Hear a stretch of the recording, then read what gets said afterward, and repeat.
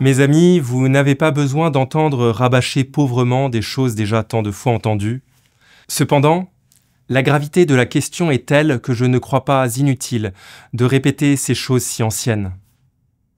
La foi catholique est fondée sur le véritable amour et non, comme le voudraient tant d'autres, pour tranquilliser leur conscience, sur la violence, qu'ils prennent pour fondement de la religion du Christ.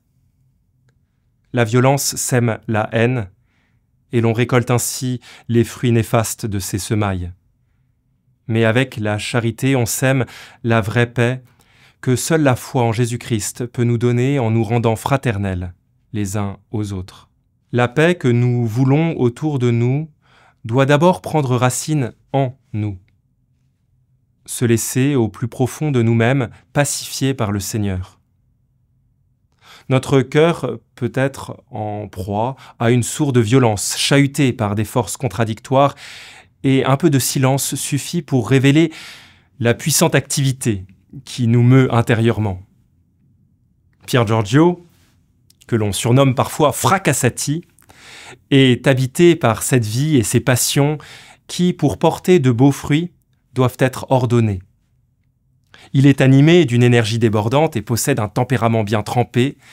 Aussi tâche-t-il de laisser le Seigneur l'apaiser et orienter ses passions, non vers la satisfaction égoïste de ses propres désirs, mais vers l'amour du prochain.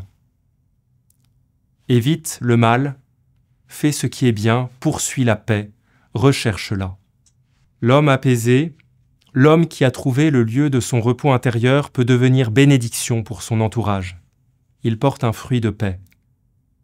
Pier Giorgio acquiert progressivement cette disposition et la critique facile s'absente de ses lèvres. Il se sait lui aussi pécheur, et bien que porté par un idéal élevé, il ne se considère pas digne de juger les autres. Ainsi fait-il preuve d'une grande maturité, celle de l'homme qui connaît bien les épreuves et les tentations de ses semblables. Et il préfère les porter dans la prière et par sa douceur et sa bonté les conduire à la paix. Seigneur, viens travailler notre cœur retranché derrière les paupières de son aveuglement. Réveille nos sens endormis et fais de nous des artisans de paix afin que nous puissions dire avec saint Augustin « Tu as appelé, tu as crié et tu as brisé ma surdité. Tu as brillé, tu as resplendi et tu as dissipé ma cécité. Tu m'as touché et je brûle pour ta paix. »